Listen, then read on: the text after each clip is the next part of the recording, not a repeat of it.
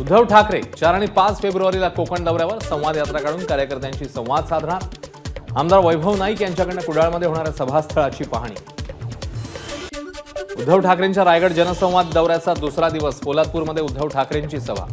भाषणातून मुख्यमंत्र्यांवर टीका।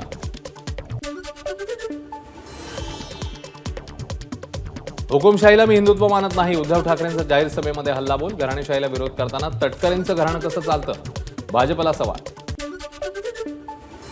उद्धव ठाकरेंची गटारगंगा सध्या रायगडमध्ये वाहते, मात्र 2.5 वर्ष घरी बसून कोकणातल्या लोकांसाठी काय केलं ते सांगा। भाजप आमदार अतुल भातखळकर यांचा ठाकरेंवर पलटवार।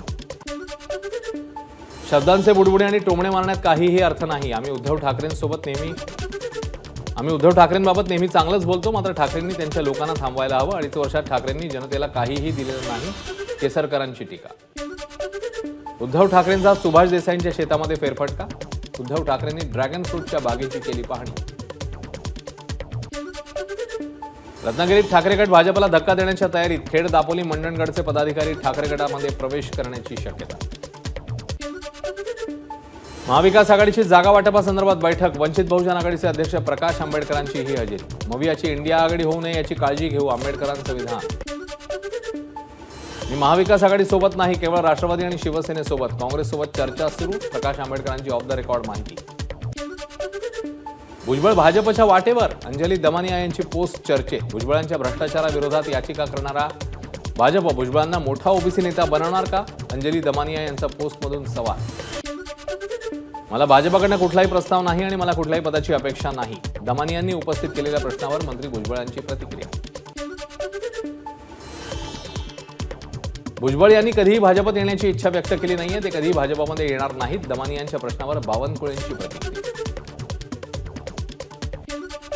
तुम्ही ज्या शिवसेनेत शिकलात तिथे मी सिनियर प्रोफेसर होतो, छगन भुजबळांचा संजय गायकवाड यांना टोला।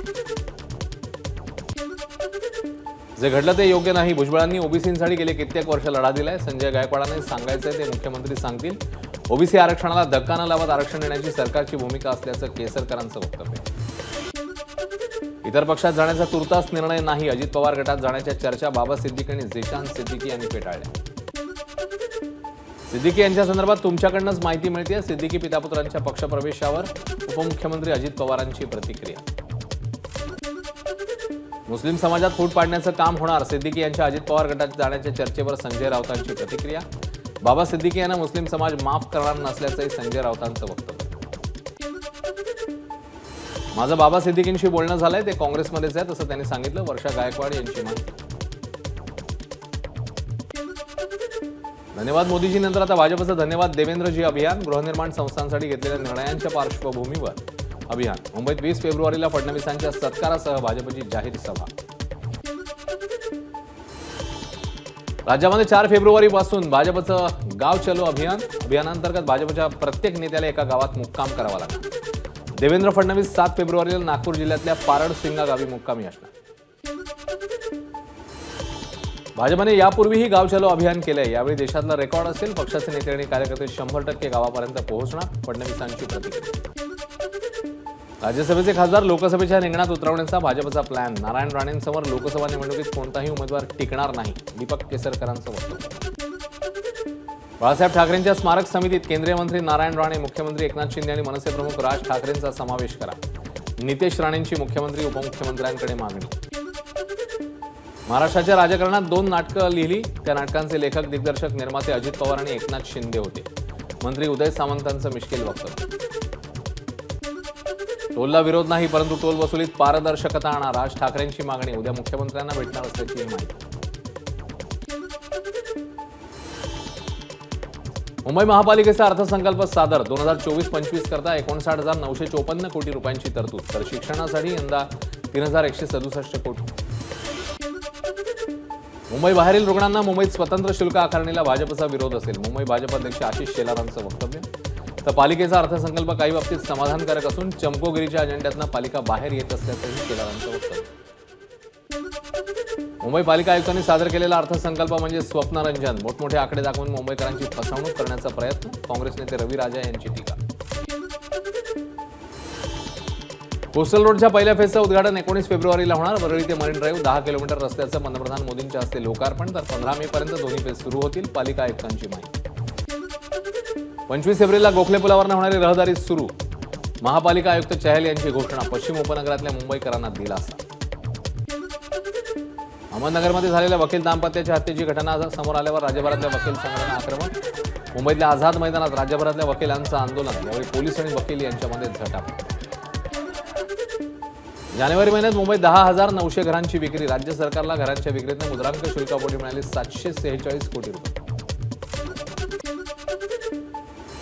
राज्यातल्या रेल्वे प्रकल्पासाठी 15,554 कोटींचा निधी. मुंबई दिल्ली प्रवास वेगवान होणार. रुळांचं अद्ययावतीकरण होणार.